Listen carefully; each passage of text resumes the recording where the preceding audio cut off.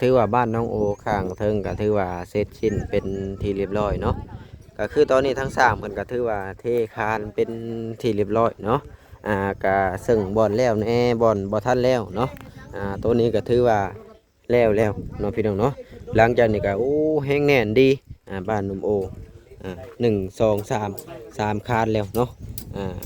ตัวนี้ที่ยังบ่แล้วเนาะพี่น้องเนาะแต่ว่าเพิ่นมัดคานน่ะถือว่าแล้วเป็นที่เรียบร้อยเลยได้นี่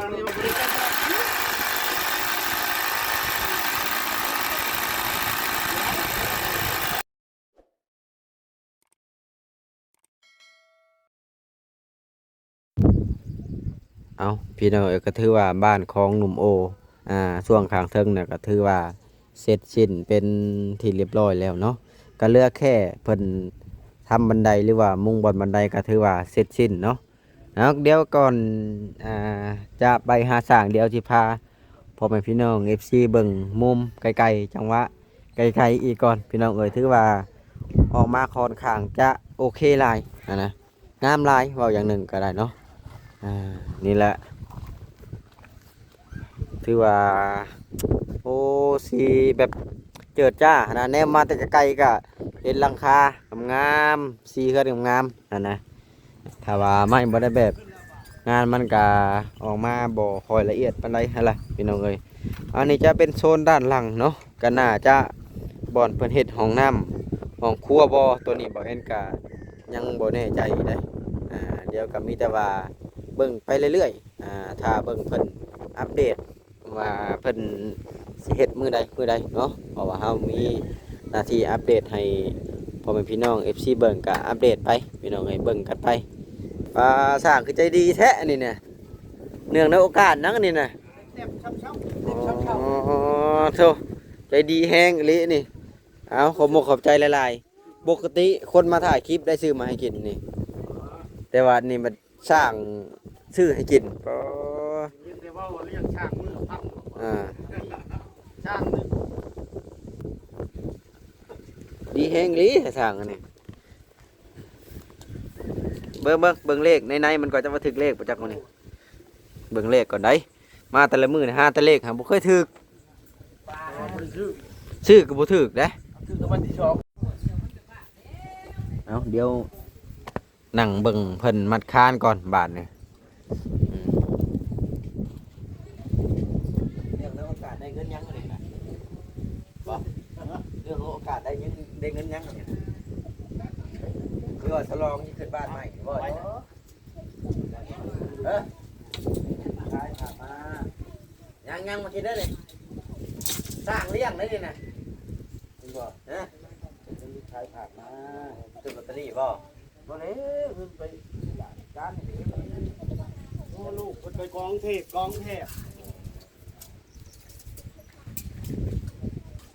่านกินคนเดียวกินเนาะกินกับบ่เบิดขวดเดียวนี่เนาะหมดแล้วมันแต่คนก็ยอมเลยยอมจะแล้วกันหมดคนทำพยายามได้บวบได้ยังได้จ้ะชื่อกระดูกอิ่มคนมาบ่กล้าค่อยมาถ่ายคลิปอ๋อบอกว่าเข้าบ้านคนที่ผู้ชายเลยว่าได้ผู้ชายนะ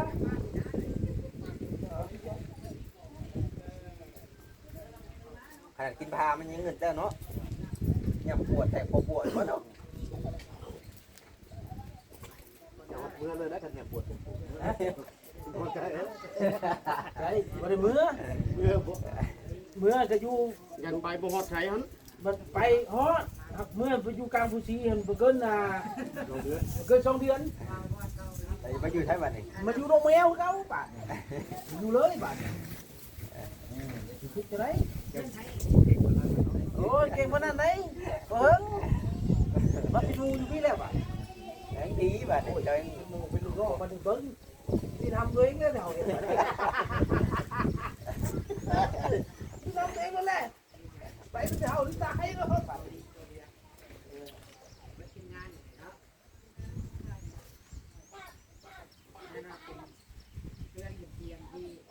งานยูทูบมาเฮ็ดไว้นอนนี่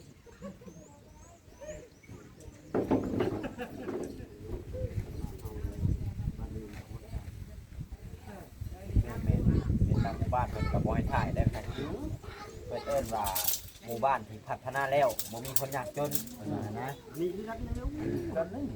แต่ว่าบางหมู่บ้านเพิ่นก็คิดถึงลูกบ้านเด้ถึงทางเมืองเพิ่นสิออกว่าหมู่บ้านที่คนจากความสุขไปแล้วก็ตามหั้นนะแต่ในบ้านเพิ่นคิดเห็นว่าลูกบ้านเฮาบัดยังทุกข์ยากอยู่หั้นน่ะยังด้อยการพัฒนาในสอบเนาะใน3นาทีแล้วนี่นะ เด็ดเลย ว่าได้สิได้แล้ว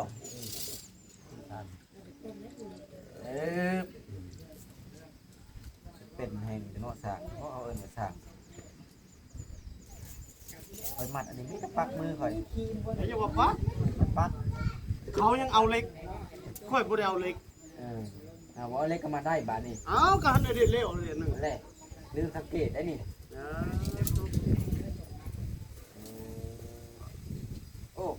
พอเล็กก็มาได้บาดนี่ เป็นหยังเล่นคือกันอ่าน เดี๋ยวมามือแทงเองอันนี้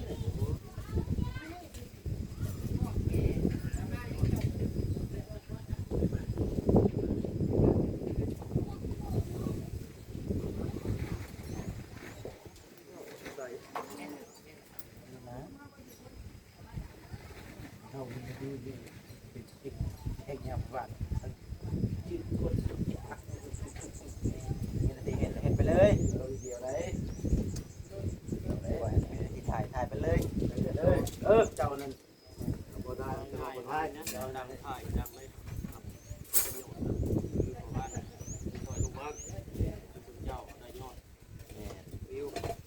ต่างคนต่างได้ทำการ ใส่กัน แต่ว่าคนเจ้าหลายอยู่มือช่างบ่มาบ่มือช่างบ่มาเนาะแต่กินลายน้ำหวานเนาะเทคานแหละเนาะบาทนี่ พูดคานอีกต้นกูเจาะพุ่นเอ้ย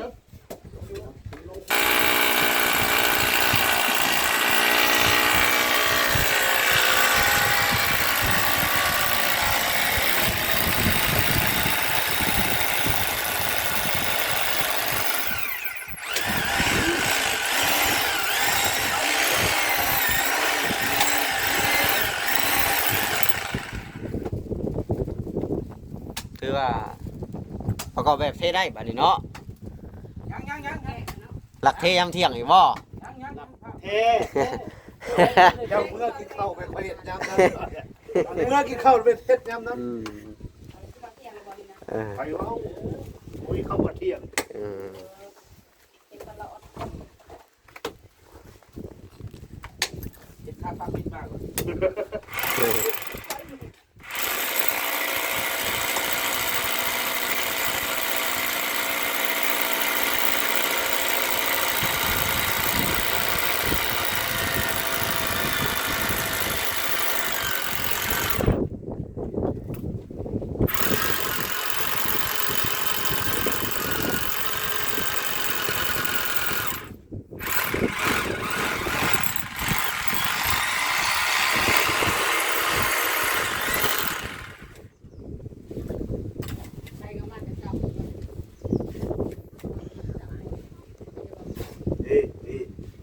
โว้ยมาในคลิปเดียวนี่แหละก็ย่างไปนะ สอง คลิป1กับ8นาทีก่อนจะไปเมื่อกี้นี่นะยังบริสุทธิ์คลิปได้มาจำต่อกันคลิปตัวนั้นได้นี่ แม่นเหลือเพิ่นไปก่อน เพิ่นไปหากระถ่ายเด้อไปหากระถ่ายหมู่เอิ้นมาฟังเลยไปฟังน้ำหมู่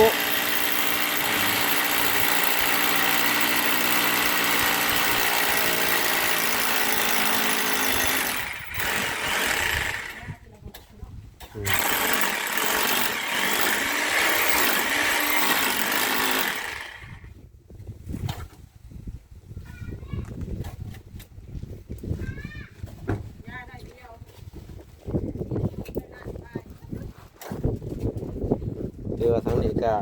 เริ่มจะทำขาดแล้วทำไมสร้างถึงทำแบบนี้บ่จอย คือก็ได้ บุญโฮมบ่ น้อยชุดในล้านนึงไปกวดอยู่กวดชื่อๆยังเป็นล้านปลายน่ะ อย่างล้านปลายล้านคนไปพอดี ว่า เบิด แม่ง 10 แม่ ล้าน เขา ส หู อง มัน เที่ยวไป กลับมา อื แล้ว ม 10 ล้านก็บ่ แม่นแล้ว เขาบอกหัวสิ จะเจ็บท้องอยู่เลยหั่น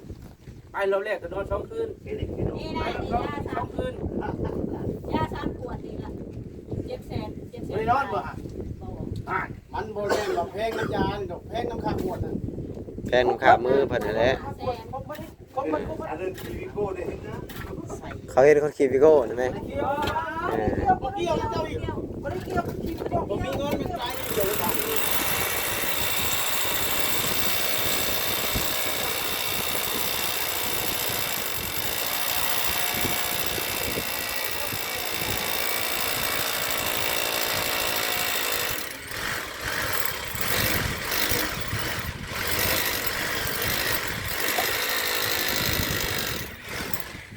น้ำลงแล้วบ่น้องนะ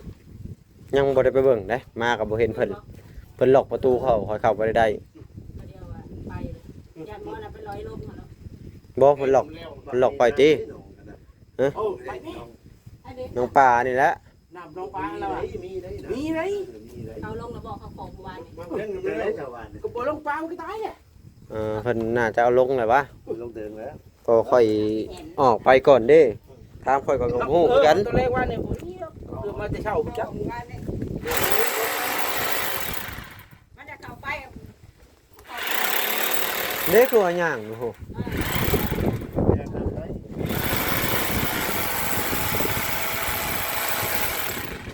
เพชรรุ่นระบบ เรือตะเล็กมาจากเนาะ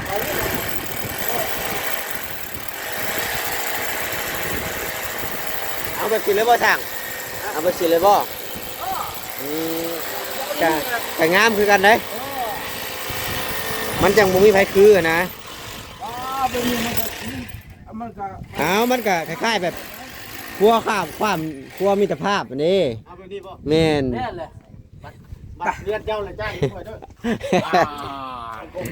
เออ มันก็ได้แจ็คให้ด้วย แบบกงๆหั้นนะ ท่านบุท่านเราได้ ครัวความมิตรภาพไทยลาวเด้ ก็มีคนโดดตัวโมเมนติ แม่นสร้างประเทศติดตามข่าว ได้เถอะ แม่นเพิ่น ข่าวเนาะ เห็นเลยแน่นอน เด้ มันเบื่อชีวิตละ เบื่อชีวิตเบื่อโลกนี่เบื่อชีวิตเบื่อโลกนี่บ่อยากอยู่นะ ว้าเบื่อชีวิตมันเน่าเบื่อพ่อแม่เลี้ยงง่ายเนาะให้มันงอกบ่ได้เลยมองเลยนี่ได้มันกี่ตายอ่ะฝากนะคนขายไปว่าบ้า บ้าบักอันนี้เลยคนนี้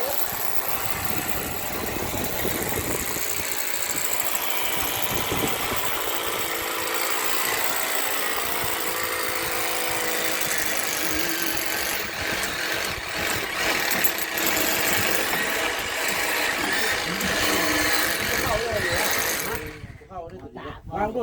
เจาะใหม่ เจ้ามาอยู่ เจาะ เบิ่งว่าเข้าไปแล้วเข้าไปแล้วเข้าแล้วมันออกยาก เขาแล้วออกบ่ได้สิ ออกได้ไหม เดี๋ยวออกข้างนึงก่อน ออกแล้ว เห็นได้บัด เฮ้ยบาด ไม่ได้มา เน็ตก็มาไวกว่า ไว้ได้เที่ยงเลย ฮะเที่ยงแล้วบ่เดี๋ยวนี้ว่าเราแต่เก่าเท่านี้10 ชั่วโมงได้สับ 7 โมง คนบ่หลาย 11:50 มาไว้แน่ แต่ก็โอ้ชีวิตทำนี่เรามาไวอยู่แล้ว คาสิโนบ่น่าจะคาสิโน มันยังทำ เลิก บ้านนะค เพ รับ ราะว่าเลยมันมืด อ๋อบ้านเฮาเนี่ย มันแหลมเลยเนี่ยมันแหลมเลย เฮ็ดรุดยังว่าอยู่ไปถึงเล็ก ค่อยทำอันนั้นอยู่ได้ ทำ มัน เล็ แหล ก ม ถึ ถึ ง ง เล็ก มันน้อยไปหน้าคุณ มันตำเล็กเด้ ไปถึงเล็กแล้วแทงตลอดจะเผ็ดรุด นี่มันเงิน เฮ้ย เอาเอง เฮ้ยมันสิแล้วเดี๋ยวยานั้นนี่จะลองไปลองมาเลยมาลองเลยลอง ซื้อดอกไม้ดอกชิปนะ กระแตกก็ได้นี่แหละ แตกลองดอกลองภูเขาแตกใช่ อะไรพูดถึงยุทธคนนี้ ยังว่าไปพุ่นละโครงการพุ่นละ ปล่อยละมา เป็นตำรวจ เปลี่ยนกัน ตัวเป็นกองร้อนบ่คนนั้น เป็นตำรวจ อืม ที่ พวกผมร้อนเลย ร้อน อ่า ได้แล้วก็ ร้ ร้ อ อน นร้อนอยู่นี่ ๆอ๋อ เป็นตำรวจ น่านี่เด้อว่าจ่อย เอาเลย ตัด คนมาอยู่ในมือเพิ่นได้เพิ่นบ่ได้ญาติแต่ได้น่ะ ตัดตัวโง่นะ มีแต่ตำรวจทหารอยู่ในนี่ ตำรวจทหาร เออ โดนผู้เดียวเลย นี่มีแต่ประชาชนผู้เดียวผู้ได้ประชาชน ยาได้แบบเจือ ผู้นักทหารกันบ่แล้ว มีแต่ปืนได้เจอธรรมดา ข่อยบ่กล้ามาถ่ายคลิปแล้วบาดนี้ รู้เลยได้ เพิ่นยิงเด้เนาะ คนชิงเจ้าได้โอ้คนมีประกลับมาลิสมาได้ เอามาใส่บ่จ่อยเพิ่นรู้จัก ไม่ใช่เป็นป้อนเป็นแป้ง เป็น ธร ตัว รม อย่า ดาง เลย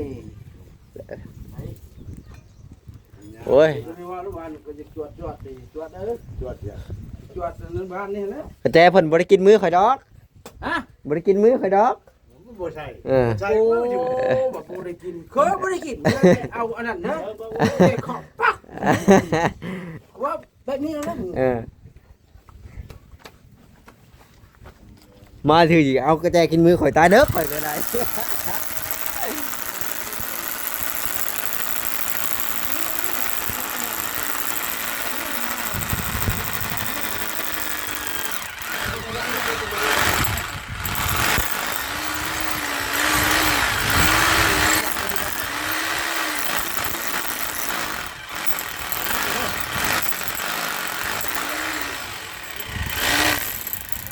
เลยลมมีลมมากกว่าญาติ ขนาด โอ้แต่กับบ่ญาติเนาะ เขาตั้งไว้กับเบิ่งบ่เป็นหยังเนาะ โอ้ยบ่ญาติ มัน เป็น ถูกกับญาติเด้ญาติลมมาดัน ใดๆก็ได้พังอยู่บ่ได้สิเอาปักเด้อชูบยาเจาะได้หูหนึงพังก่อน มันเบิดเพชรแล้วมันบ่เข้าแล้ว มันบ่เข้าแล้ว พอแล้ว พอเป็ดชื่อเอาดอกไม้มันถึกอยู่ตรงนั้นเนาะ มันถึกเหล็ก โอ้ยหันเวียดนี่ก็มี นี่แล้วมันบ่มีเงินเล อื ย มเบิกเจ้เพิ่นน่ะเด้ เงินเพิ่นได้หลายบ่หลาย อืม ชื่อมันไม่เงินน่ะ มันรับสิอึดเงินค่ะ โอ้ยฉันก็ชอบเพิ่นเลย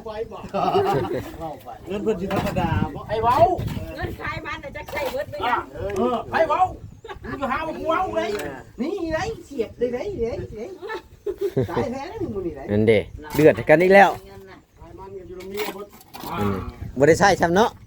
เงินเมียเนาะ ซื้อบ่แล้วซื้อดอก เอาเมียอะไรจะถึงเมียให้ อืม ฝากรับได้